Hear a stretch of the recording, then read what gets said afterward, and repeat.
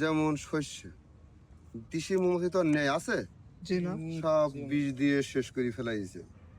এখন এই মৌমাছি মনে করেন পুরা উন্নয়ন করলে ফলটা ভালো হয়। এইগুলা কি সরকারি একেবারে? আগে ছিল, এখন নাই। আচ্ছা। এখন মনে করেন নিজেদের, এখনো সরকারি আছে, এখনো কোম্পানির অনেক অনেক খামার আছে। এইগুলা যে আপনি ইয়ে করছেন, আপনার কি কামড়াবে না? এইগুলার এখন কি মনে বিষ করে নাই? খোকা আমার বিষ তো অবশ্যই আছে। যেমন সাপ খেলা করলে সাপুড়ি তো কামড়ায় না, কামড়ায়?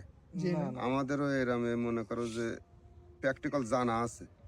তুমি বাবা সেই যে এই তো একটা তুমি উঠাতে গেলে তোমার কামড়াবে, জি জি। তোমার তো জানা নেই না। যে কিভাবে চাকটা উঠাইতে হবে, কি মৌমাছির গায়ে হাত দিতে হবে।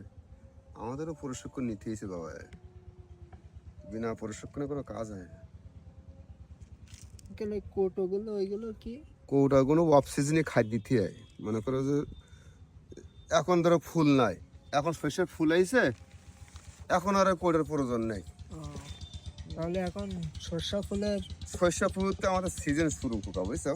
ও, শস্য ফুলতে আমাদের সিজন শুরু। আমি ছিলাম শেরপুর, শেরপুর থেকে কালকে আসছি, আজকে রাতে না সকালে নামাইছি। হ্যাঁ,